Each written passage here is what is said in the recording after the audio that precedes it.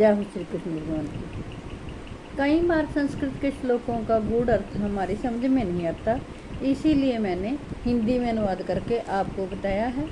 आप प्रेम पूर्वक भगवान श्री कृष्ण जी का, गीता जी का दिया हुआ ज्ञान जो अर्जुन को युद्ध भूमि कुरुक्षेत्र में दिया था, प्रेम पूर्वक सुनिए। जय हो श्री कृष्ण भगवान की। 7वां अध्याय।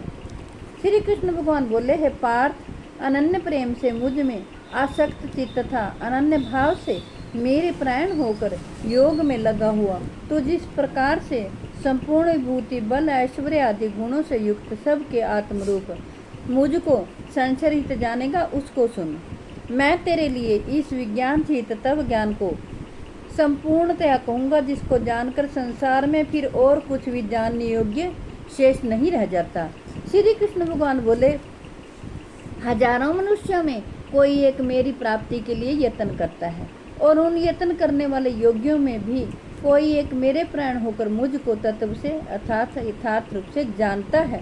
पृथ्वी, जल, अग्नि, वायु, आकाश, मन, बुद्धि और अहंकार भी इस प्रकार यह 8 प्रकार की विभाजित मेरी प्रकृति है।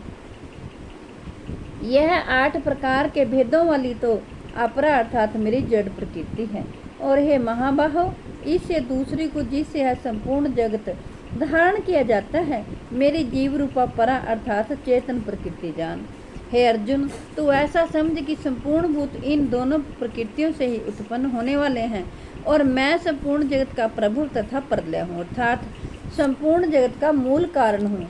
श्री कृष्ण भगवान कहते हैं, हे धनंजय, मुझसे भिन्न दूसरा कोई भी परम कारण नहीं है।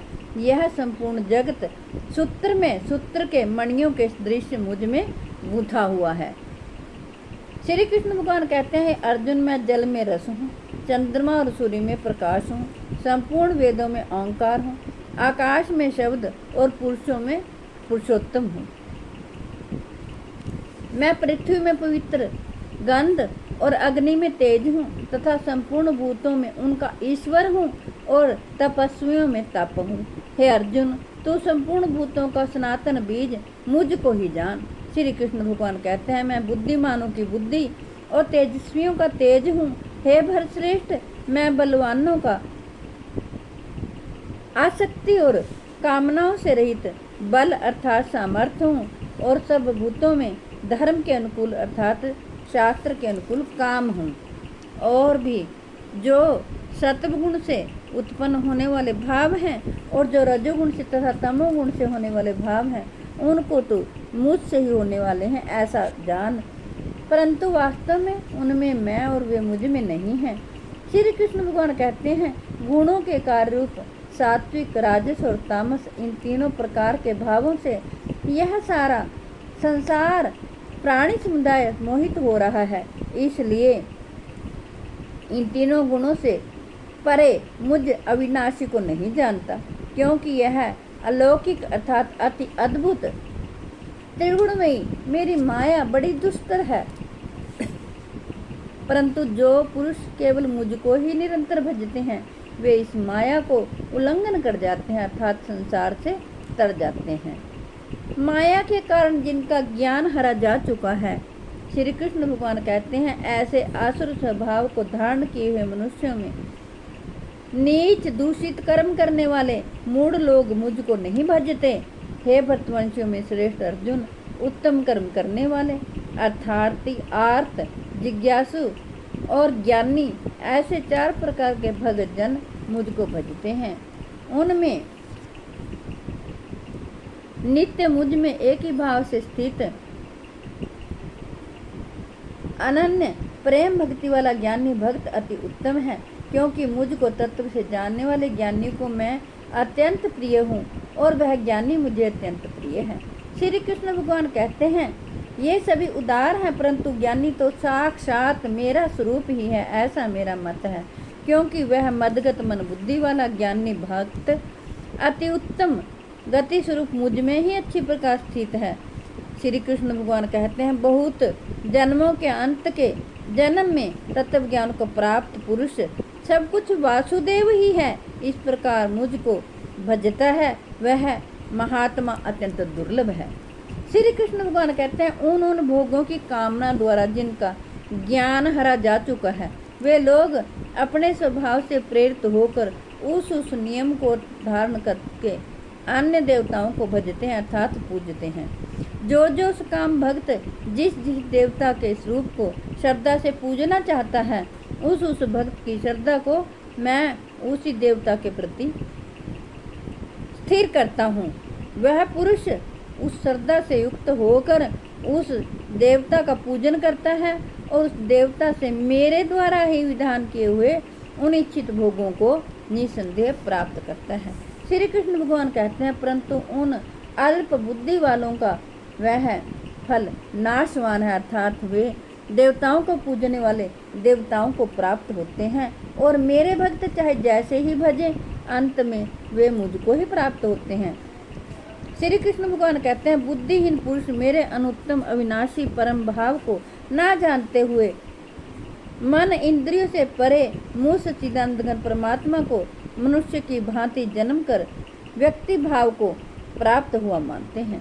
अपनी योग माया से छिपा हुआ मैं सबके प्रत्यक्ष नहीं होता, इसलिए वह अज्ञानी जन समुदाय मुझ जन्म रहित अविनाशी परमेश्वर को नहीं जानता, अर्थात मुझको जन्मने मरने वाला समझता है। हे अर्जुन, पूर्व में व्यतीत हुए और वर्तमान में स्थित तथा आगे होने वाले सब भूतों को मैं जानता हूँ, परंतु मुझको कोई भी श्रद्धा भक्ति रहित पुरुष नहीं जानता। श्री कृष्ण भगवान कहते हैं हे भरतवंशी अर्जुन, संसार में इच्छा और द्वेष से उत्पन्न सुख दुख आदि द्वंद्व रूप मोह से संपूर्ण प्राणी अत्यंत अज्ञता को प्राप्त हो रहे हैं, परंतु निष्काम भाव से श्रेष्ठ कर्मों का आचरण करने वाले जिन पुरुषों का पाप नष्ट हो गया है, वे राग द्वेष जनित द्वंद्व रूप मोह से युक्त दृढ़ निश्चय भक्त मुझको सब प्रकार से भजते हैं। जो मेरे शरण होकर जरा और मरण से छूटने के लिए यत्न करते हैं, वे पुरुष उस ब्रह्म को, संपूर्ण अध्यात्म को, संपूर्ण कर्म को जानते हैं।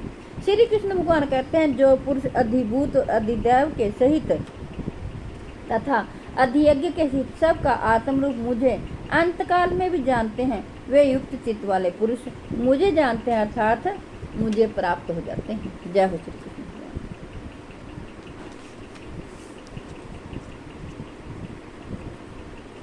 भगवत गीता जी का पाठ 7वां अध्याय मैंने आपको सुनाया है।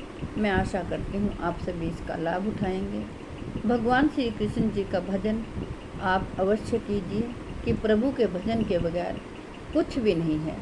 भगवान ने, श्री कृष्ण जी ने हमारे लिए इसमें जो अध्यात्म ज्ञान कहा है उसे सुनकर आप सभी कृतार्थ हो जाते हैं और सच्चा ज्ञान प्राप्त करते हैं। इसलिए मैं आपसे हाथ जोड़कर प्रार्थना करती हूँ, आपके घर में जो बच्चे हों, वृद्ध हों, उन सब को भगवत गीता जी का पाठ सुनाएं।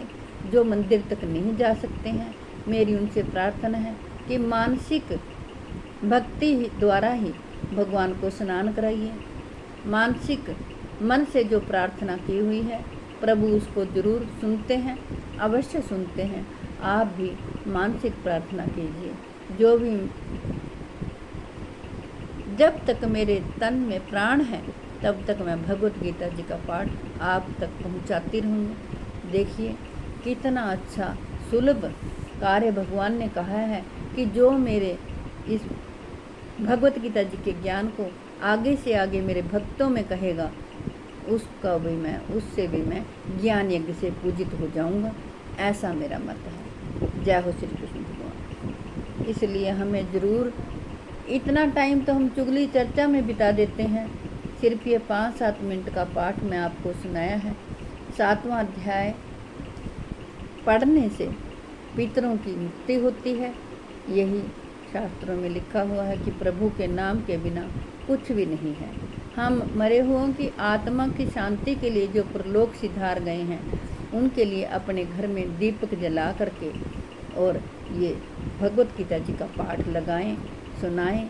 सूक्ष्म रूप से हमारे इर्द गिर्द बहुत सी आत्माएं घूमती रहती हैं जिनका हमें ज्ञान नहीं है, और वो हमें देख सकती हैं। वो प्रभु का अंश हैं, हम उन्हें नहीं देख सकते हैं। इसलिए हमें ज़रूर भगवान का नाम लेना चाहिए, फिर पीछे से पछताने से कोई लाभ नहीं है। जय हो श्री कृष्ण भगवान की। मिलती हूँ अगली वीडियो में।